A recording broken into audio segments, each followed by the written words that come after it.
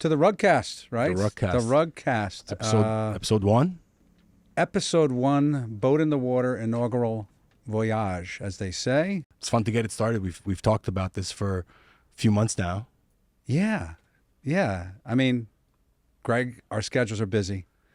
Greg just came back from a 2-week trip to Armenia, his family's homeland, and it was a special trip, right? Like, very special, very special. He now refers to himself as the Godfather. The Godfather, yes, yes. I'm Phillip Costikyan, and my partner in crime is Greg Garian. We're just guys from Queens that like to clean rugs, right? That's basically what we do. We are. Fun fact, this month actually is my 20th year with the company. 20th year? Look at his hair. 20th year. Can you believe that? Yeah. His hair's never changed. Honest to God, the day he walked in the door, I remember him. He was selling us Yellow Page. Remember the Yellow Pages? Yellow Page advertising. That's right. He graduated from St. John's University. We were having a secret meeting with our staff, and we were like, how do we grow our business? And what should we do? And he came in and he was selling Yellow Pages. And we're like, look, we're in the middle of a meeting. We'll get back to you, you know. Greg probably walked out and said, okay, I'm going to the next rug cleaning company out here. And he left the room, and I said to everybody in the room, I said, now that's the kind of guy we need in our company to grow the business. 20 years later, we're partners.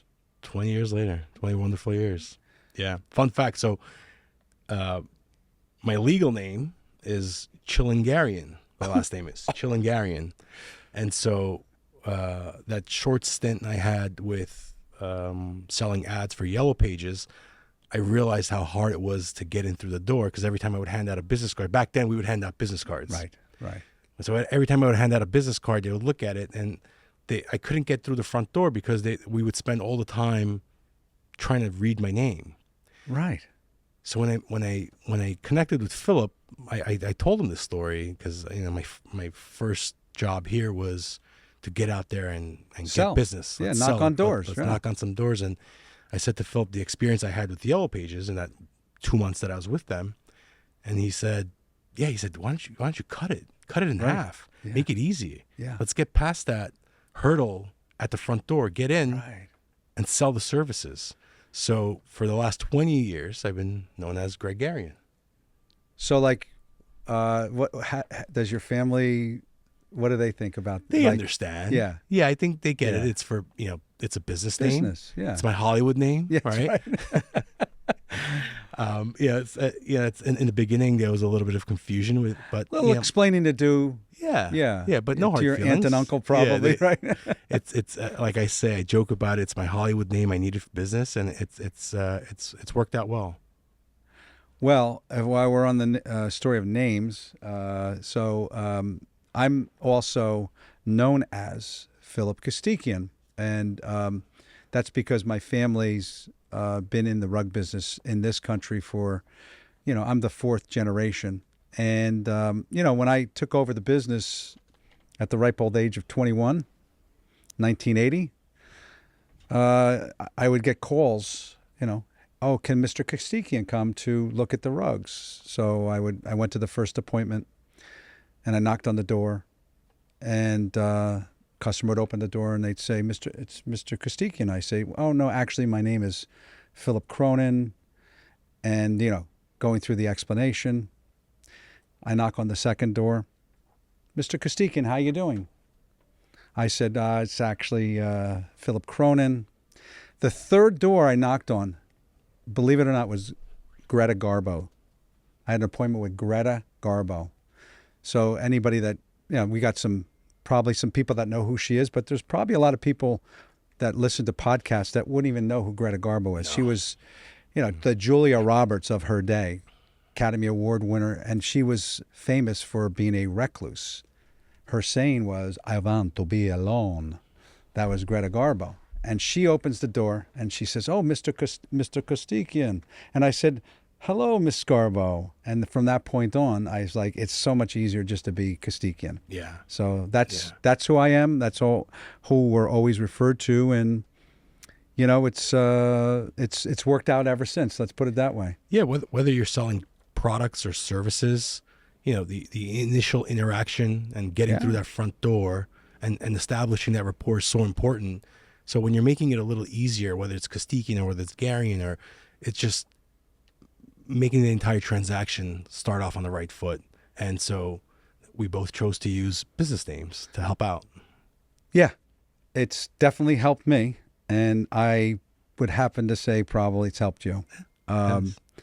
So, I think it's interesting. You and I have a little bit different backgrounds. Like I grew up in the Oriental rug business. I always did rug cleaning, but I remember when you were first starting out with us, and you were in the carpet business. You went to work at our store. We had a store. Yeah. In New Jersey, of all places, and you work with my brother Peter. Yeah. When I think back now to how important that year, a little over a year that I spent with Peter, how important it was. At the time, I didn't understand. I was young. I was 22 years old. Right. You're like, hey, I got to drive from Queens out to New Jersey. I was living at Queens, and you asked me to go help out at the store in New Jersey. Yeah.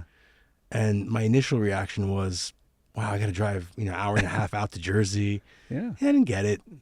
But then I realized, I said, spending time out in the store and seeing the different types of rugs and the carpet samples on the wall, and spending time with Peter, who had been in the industry for such a long time. And I got to learn a lot.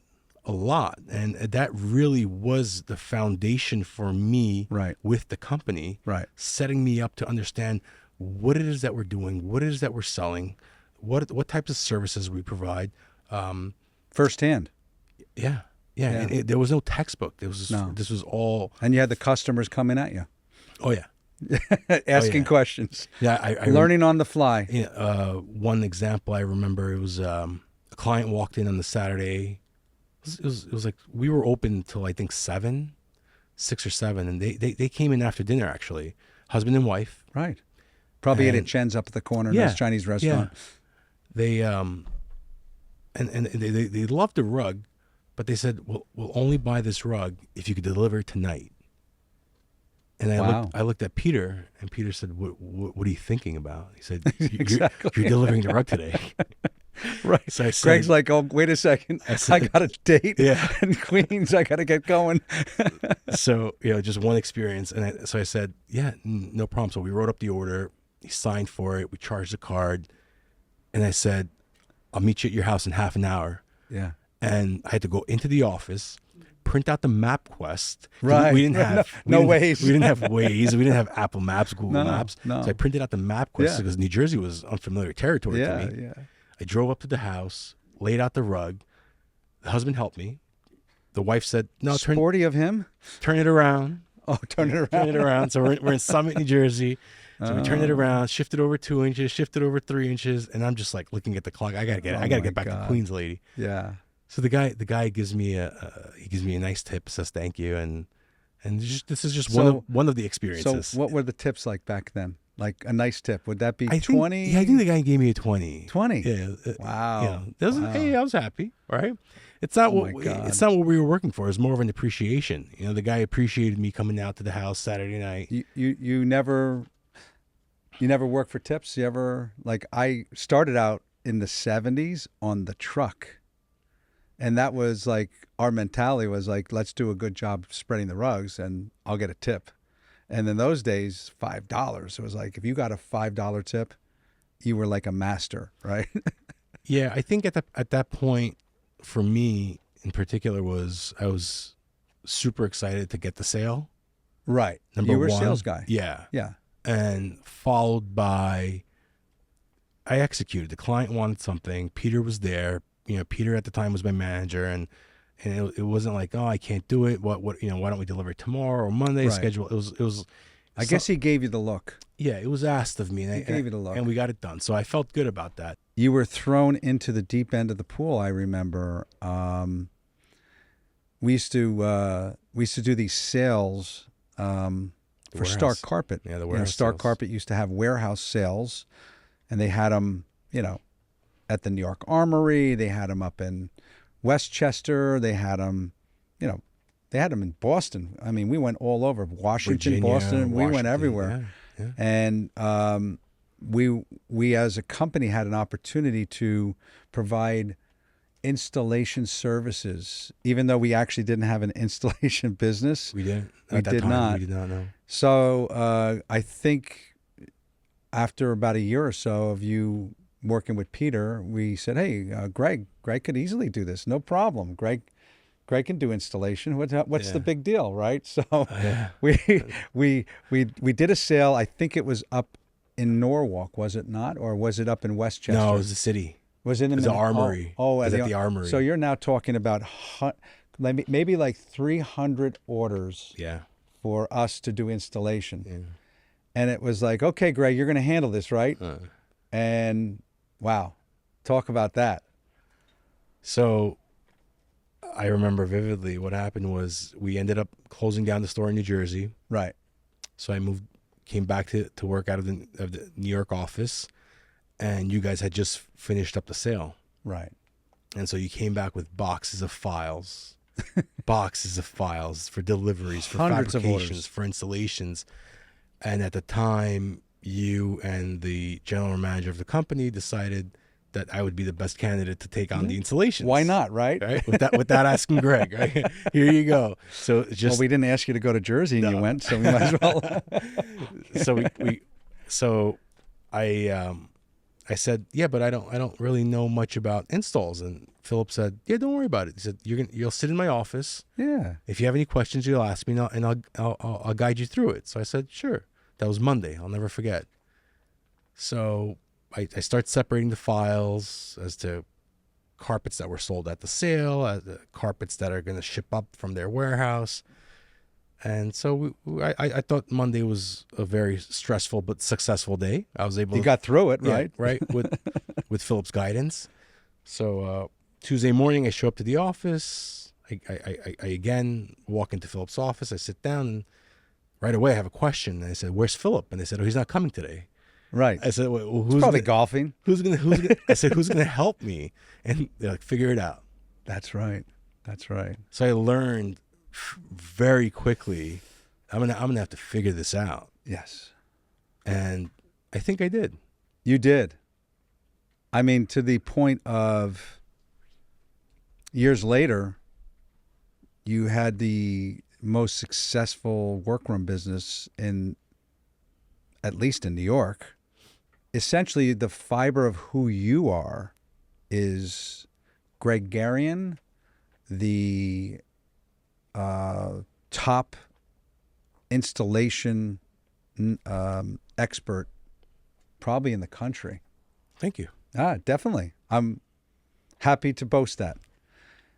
But you've also spent a lot of time in the last 10 years learning about the rug cleaning business. I have. And I think almost like as every year has gone by, you've had a little bit more time to sort of settle with the needs of your installation business. So you have spent a little bit more time incrementally with the rugs. Yeah, we have. And so how do you like the rug cleaning business? So the best part about the rug cleaning business is the rugs don't talk back, right? No. So it's the rug cleaning business is just so much. You have a lot more control, Right. when you're installing carpeting in someone's home, and you send out a crew. There's a homeowner, there's a decorator, there's the Sales delivery rep. guys, there's a salesperson, there's the installers. Right. A lot of layers, right? Many layers. And you know what I always say, what can go wrong will go wrong. Yeah. And it's at times you're managing not only a product and installing a piece of fabric that really wasn't meant to be for that space, and you're trying to make it fit, Right. but you're also dealing with emotions. Yes. You're in someone's Expectations. you're in someone's home. You're in Right. their master bedroom, Yeah. which is sacred to people. And you have 3-4 guys running around tearing it apart. Right. So at times, not always, at times it can be difficult. Right. So when you look at the rug cleaning business, it's in your facility. You have control. We are very lucky to have, hundreds, almost 140 years of experience behind us, Right. helping us. So we're kind of cheating, right? In a sense, where we have this help. I think we have a good advantage. Yeah. I would say Yeah. for sure. And so you say, would I rather clean 1 rug or 10 rugs or 1 install? And you're like, install's nice, but cleaning rugs is nicer. How many gray hairs do you think you have in your head? Me now? Yes. Don't be fooled by the gel. I mean, Maybe 11. probably. Like, so if you were in the rug cleaning business, maybe you'd have 0. I had 0. Yeah. Yeah. Wow. Yeah. Big difference. So It's I try to work on the stress levels because it can get very stressful. As you know, because you've been doing this for a lot longer than I have, running a business is not easy. no, It's no. You're wearing a couple different hats, of course. Some of the hats are HR, some of the hats are financial, some of the hats are troubleshooter, some of the hats are actually doing the work yourself. Yeah. So yeah. When was our name Costikyan, which is who we are. Yeah. Next year we're gonna have a big party. It's 140 years. Next year. 140 years. Impressive. Of business in the United States under the name brand of Costikyan. So when was the first time you can really remember how that brand was different and how and what it meant to other people? So You weren't born into the brand. no, I was not born into the brand, but what I remember learning quickly early on is I would go out with appointments with you. Right. When I had just started, a couple of days of the week, you would take me out to clients' homes, and we were on Central Park South. We were on Central Park South, you and I. We were waiting in the lobby, and I didn't know where we were going because at the time, I remember you had a Palm Pilot, and you had to schedule on your Palm Pilot. Always doing something with technology. Yeah. And then out comes Tony Bennett. Right. And I was starstruck. I was just starstruck. I remember that, yes. And after that meeting, you said to me, you need to be a little bit more calm. Right. You're going to see a lot more celebrities while we're going out on these inspections. Right. Or these appointments. And things. Yeah. And it was very true. And I said, oh, wow. I said, wow, our clientele is the who's who. We have. Yes. And so then we went to another celebrity and another throughout, over the weeks. And at that point, just seeing celebrities became the norm where you're just like, you're not starstruck anymore. Because now it was almost like, they were a little vulnerable, right? They had this stain on this rug. And they were asking you for help. Yeah. Right. Yeah. So you're like, wow, these people are normal. Yeah. They're very, everyday people. It's just the difference is they're on TV, right? Right. Or they're on a stage or whatever. So that's when I realized early on the brand and the name power that Costikyan has. Boy, I go back in time. When my grandfather was alive, I remember driving down to Delaware, and we went to the DuPont house. DuPont. Everybody knows the name DuPont, of course. And they had been buying rugs from our family. For a long time, and I was introduced to Henry Francis DuPont, who greeted my grandfather at the door like he had known him for years. So it sort of occurred to me like, wow, this is different.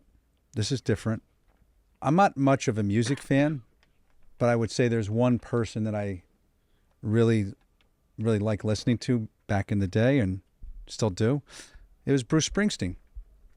And I remember I was working with another guy that owned a rug auction house. His name was John Edelman.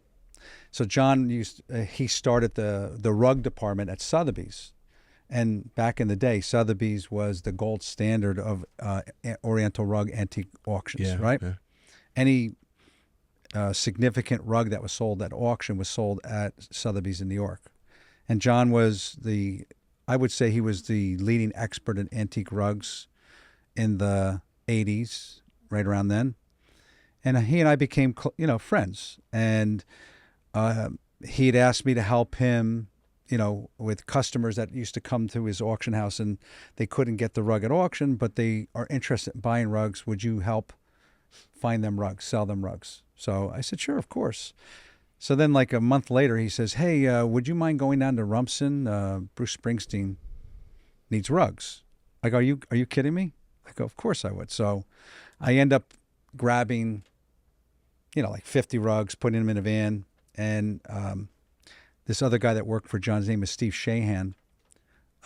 We drove the van down to Rumson. We pulled up the driveway. And I was like looking around like, okay, where's the security? Now, this is after the Born in the USA tour, right? So Bruce was pretty big. And I was like, okay, I drive up to the front door. I get out of the van. I ring the doorbell. The door opens, and it's Bruce. Here's a guy that I've seen 30 times in concert.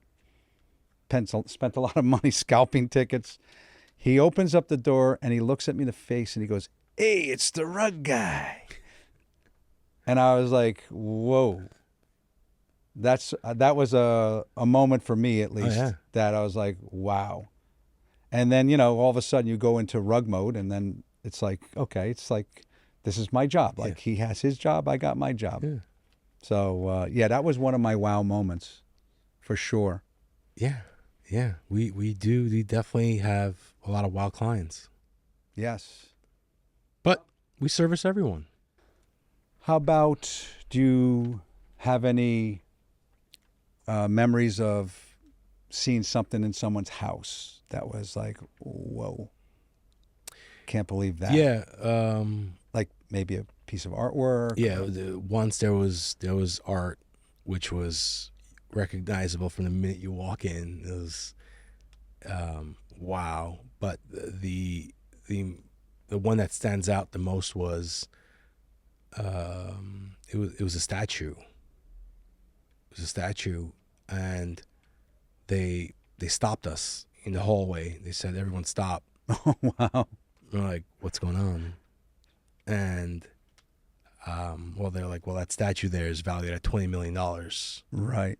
And so we need to make sure that it's protected, not by you, but we thought it was, and the house. And so I just stood there and I just stared at it. I was like, "This is worth 20." Like I didn't understand. Do you recall it. who the artist was? Maybe Rodin? No, it was no. Yeah. But it was this golden statue, and it was pretty impressive. Manhattan? Yeah, Of course, Manhattan. yeah. But second to that would be the White House. Right. Right. That's, yeah. Tell me about it. Like, I mean, the White we've House. both been there. Yeah, so we were there together. Yeah. Very, very special. It's historic. It's just like completely Yeah. different. What you learn when you're there is it doesn't matter who's in office. No. It's the office. It's about the office. It's about what it represents. It's America. Yeah. And traveling through the West Wing, Right. through the offices, and just touring the entire White House. And we were there for work. Yeah. You did the private rooms, right? The we did, president's. we did all the bedrooms. Yeah. We installed the carpeting in the bedrooms. We installed carpeting in a couple of the offices. Right. Yeah, I remember. Yeah. And so we were there for quite some time. We kept traveling back and forth as the services were needed. I recall you did a lot of work there. We did. Yeah. Yeah, we did. And Fun though. It's like, I mean, you do projects like that all the time, but when you do something like that, it's special. Very special, especially, because you have the memories. It was the first time I was in the White House, not as a tourist that's going to go on the tour, but we were there working. Right. And your eyes sort of oh yeah, everywhere. dart all over the place. Your eyes are everywhere, but you can't photograph anything. No. You have Secret Service agents with you walking around. That's a problem. It's funny. It's one of the rooms we were installing was an office, and we had to rip up the existing carpeting to dispose of it. Could have been some secrets. So there was a cat wire, and so they stopped us because of the wire. There was a wire underneath the carpet. Yeah. So they stopped us. Wow. They asked us to leave the room, and Secret Service had to come in to test the wire before we could continue working. So they had no record maybe of that being there. Yeah, Wow. Yeah. Wow. So yeah, but there's many stories. Or we were there combined. We had to go down there at least 10 times. I was thinking. Yeah, I was going to say, just and every time was ongoing process. It was an experience. It never got old, right? Like No. So it's not. It's one of those experiences where, every time you take a ride on the ride, it's fun. It's fun, and it's a little different every time. Yeah. I remember another wow experience for me was, as you know, we've been in the greatest homes in the country, and we've been, if you go out to Hearst Castle, San Simeon, and you look at that castle, that residence, that was William Randolph Hearst. That was his private residence. It's a museum now. It's an amazing, but that was his home. And my great-grandfather was friends of William Randolph Hearst, and every rug that's in that house was supplied by my great-grandfather. I'm saying that because in the context of, the kind of artwork that we see, the tapestries, we see Gobelin tapestries, we see, Picasso's. I've seen dozens of Picassos in people's houses. Yeah. But I remember one time I was at a penthouse apartment on Fifth Avenue, and I was there to do an estimate to clean the living room rug. And I walked into the living room, and I'm walking, and we're sort of taught to look at the floor, because, you don't want your clients to have your eyes going elsewhere. So I'm walking and I'm looking at it was a Kerman rug on the floor, and I look down at the end of the room and I look at the fireplace, and above the fireplace, I see a Van Gogh. And I'm like, I couldn't help. I literally stopped dead in the middle of the room. And I said, I'm going to look at this very closely. I walked down to the mantle, and I spent at least 5 minutes studying it, because it's how many Van Goghs are there, and how many Van Goghs actually are in private hands. Yeah. So yeah, that was definitely a wow moment for me, but we see a lot of that. So other than, rug cleaning, what other things that do you like about the business we're in? Like you like a nice restoration job? Restoration part of the business it's very satisfying. Yeah. Because we receive this, it's called damaged, right? Rug, and we look at the rug and we know what it is, and we know what it's supposed to look like, and we know how to fix it. So when we go from receiving the damaged rug, something like this, say, right? Look at this silk it's Farallon. This is an amazing rug. It's made 1870. You don't see a lot of these anymore. If you feel the silk of the rug, it's like pliable. It's like a silk handkerchief. Yeah, it's beautiful. And somehow or another, there's wear and tear here. I have no idea how that happened. But the satisfying part about it is when it's repaired, and it looks like nothing ever happened to it. It's going to look just like this. Yeah, that's one of the most satisfying things about restoration is seeing our capabilities, seeing what we can do, how we can repair it. And there's very, very few. There are restorers in the United States. There are a few good ones too, There are. but very few, and we're one of them. And so Less and less as time marches on, for sure. yeah, it's a dying art. Definitely is a dying art, but it is very satisfying when you are able to provide this type of service and execute. Yeah. You feel good about yourself. It's a good feeling when you're able to restore a rug like this and make it look like nothing ever happened. So I guess when you and I say restore in the rug cleaning business, restoration can take a whole different meaning, which is, floods, homes that get flooded by water and such. The restoration we're talking about is fixing or repairing, Reweaving an antiquity to its original state. Yeah. You and I came across a rug recently that we hadn't seen for, I hadn't seen a rug like this for 30 years. I don't think you've ever seen a rug like this. Yeah, it was the first time I saw it. Right. I'd never seen it. It was an amazing mid-19th century silk haris. And it was, this is a silk rug, right? So it probably took somebody, I don't know, 4 or 5 months to make this, probably. But this rug was finer, and it was 10 feet by 14. Big size. So it probably took a couple years to make. Big rug. And it was in terrible condition. It was almost tragic. But you and I have the same vision, which is like, we are one of the few people that actually restore things and understand what rugs are about. So you and I had a conversation. We both concluded the same thing, which was, it's our responsibility now to restore this. And it wasn't for money. No.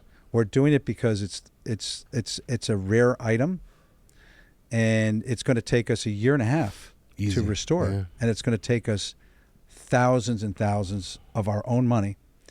And that rug may not actually be, God knows what it will be worth. It doesn't matter to us because we're never going to sell it. We're just going to have it, and it's a special rug. So, I doubt there are many people that do what we do that would have the same sense of responsibility to our art. Oriental rugs they're an art. Absolutely. This is an art,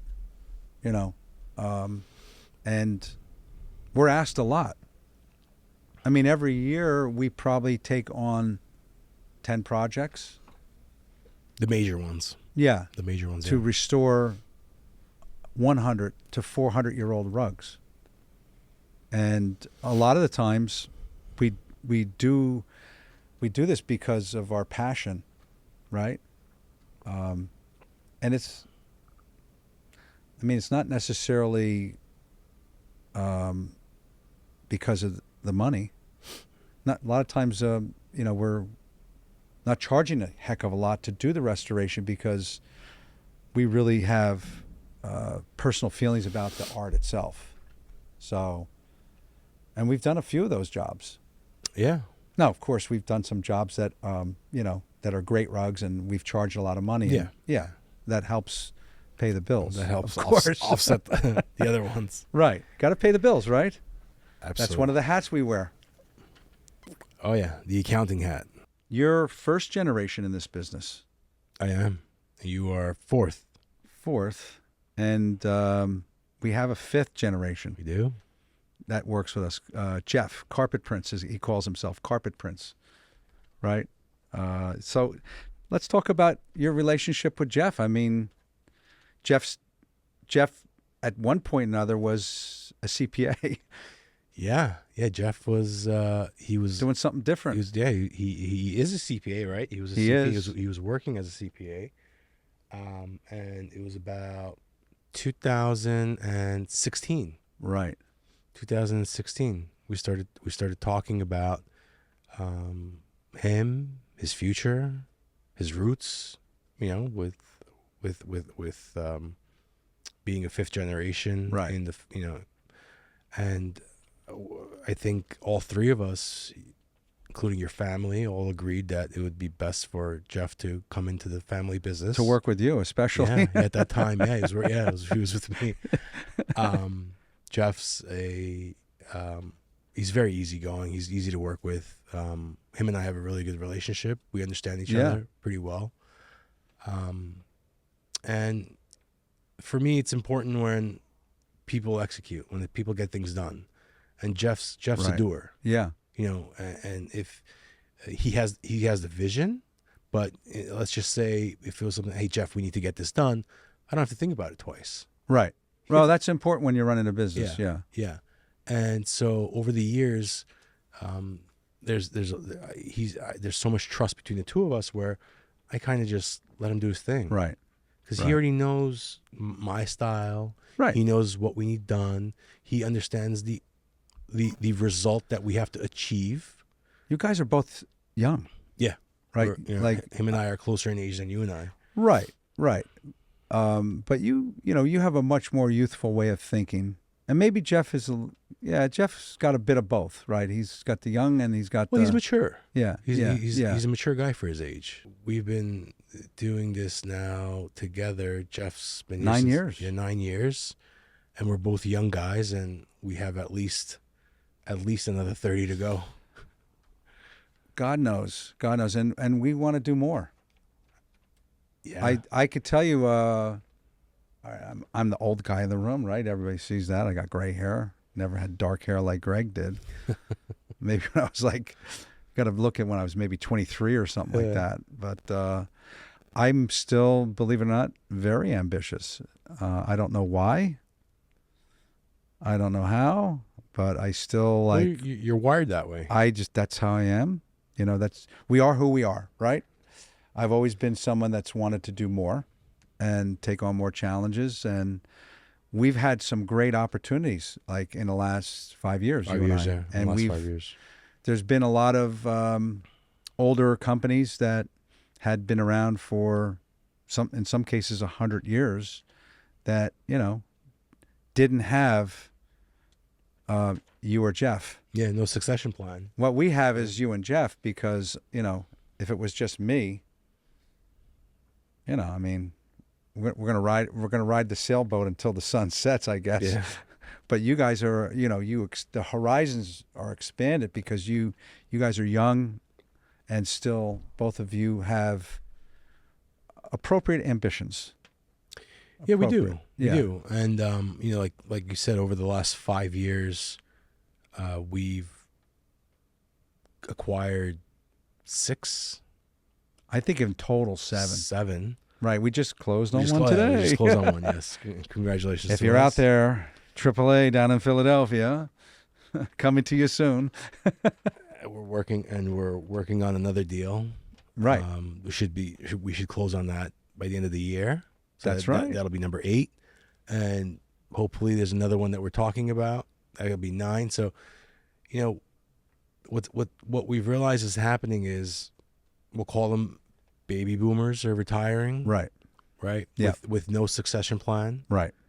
And like you said, we are the succession plan, right? Jeff and I. And that is it. Yeah, of course. And so who better to speak with about potential acquisitions than us? Especially because we've proven ourselves with the last 7 deals. Right. Our deals are. So if you're out there, wherever you are, and you got a really nice business and you don't have a succession plan, we are definitely interested in hearing from you. And we're nice. We're very nice. Ask anybody that does business with us. So, yeah. I think in addition to being nice it's, again, like I said, I don't want to be redundant, but it's the transparency. Right. The deals that we make and the offers that we make are pretty straightforward. And it's like, look, this is what we've done. And we show them our past deals. Right. Whether it's deal 8, 9, or 10, we're always going to show them what we've done. Right. The logic behind how we're buying companies. And if it works for them, great. It'll work for us. We're not the old way of doing business where one side has to win is over. That doesn't exist anymore. No, We realize that the new way of doing business in today's world is both sides have to come out winners. fairness has to be, fairness got to be on both sides. So we're very fair. We're very fair in our offers. We're very fair in the transition. Right. And we're very fair in every acquisition. And so we're not done. I personally feel that we live in like the rug cleaning community. It's like a community. And I feel like, word has spread about what you just said. Like we're definitely a viable company to consider, and fairness and how the whole transaction is, it's not stressful. Yeah, but to your point, if we were bad in doing business, we wouldn't have gone past. We wouldn't be at number 8. No, yeah, we wouldn't have been at number 8. Number 3. That's we would have it. stuck at 3. Yeah, there's only so many people you can screw over, right? But we try to do the acquisitions like we run our business, and it's as clean as possible. So the Moore Company was it was the equipment supplier to thousands of rug cleaners in the country, and their equipment was really amazing at the time. But that was in the 40s. They never updated. And now you and I have, I would say, it was before COVID, right? Oh yeah. So it might have been like 7 years ago. We took delivery of the first machine 2018. Okay. 2018. Yeah, 7 years ago, right? 7 Right years. around this time. Yeah. 7 years ago. Yeah, that was an amazing period of time because it was a complete transformation of our business. Like we were rug cleaners and we'd clean them by hand, and we'd crank up the rugs on the poles, and it was all extremely manual. Yeah. And it was just the way it was done was the right way to do it, and we never thought about a factory or equipment because we didn't think the equipment that was out there at the time was better than what it was that we were doing. So we're just going to hand clean. Yeah, and it worked, right? You were doing that for since the beginning, early 1900s. Or the rotary machines you introduced them in the 80s. So it worked between hand cleaning and the rotary machines. It's fine. And the equipment that was out there, the places that you speak of, I remember when I was a young wisecracker back in the day, and people would say, and I'd say, well, that's like putting your car through a car wash, like, is it better to hand clean a Ferrari or is it throw it through the car wash? Because that's what I really thought the machinery was like. And then in 2017, 16, 17, I don't know, it was a Saturday morning. It was. I remember the email. Yeah, right. It was like typical. I remember the email. 6 o'clock on a Saturday morning. I got nothing to do. Hey, check this video out. I was like, I looked at this video and I was like, what the F, right? And I saw a piece of equipment made in Greece that was unlike anything I've ever seen. So I emailed you, and then I emailed the guy. And long story short, within a year from that probably email, we were up and running. Yeah, we had the machines. Yeah. With a completely transformed business. Yeah. Which, in life, things happen always for a reason, So we moved over here because our warehouse over there was crowded. We said, look, in order to do all this, we need to move here. So we decided to move here. We took on completely new software, which was a major undertaking. Oh, yeah, that's huge. Had we not done those things, there's no way in the world we could be in the position of what we are now, which is we've acquired 8 companies. We couldn't have done all that without the equipment and the technology that came from that whole thing. So agreed. I've seen a lot of plants like you have, probably more. And if you look at our rug cleaning industry, we have moved the needle more than any company by far. It's not even close. Yeah. And you started focusing on social media and marketing. That's a whole nother side. So yeah, the industry has completely changed. Yeah. A lot of changes. A lot of changes from the technology to the equipment to the social media aspect. There's been it's different than when you started. We used to lick stamps and do mailers. Are you kidding me? Now it's e-blasts, text blasts. I mean, not too long ago we were doing mailers, Post-its. Right. Right. Majestic. Our first thing we did when we Yeah. bought Majestic was a postcard mailer. 8,000 mailer. Yeah. And $13,000. yeah. I remember the numbers. And now it's like with a click of a button, you have an e-blast. Yes. Yeah. Yes. With the actual numbers of read emails, emails that bounced, how many undeliverables, for a fraction of the cost. Yeah. Without a doubt. So Without a doubt. Technology has definitely helped us. But it all boils down to the same thing. And that is, a customer calls. You say, I'm going to pick up your rug Thursday at 9 o'clock. If you're not there at 9 o'clock, you have a problem. So we make sure we're there at 9 o'clock. Yeah.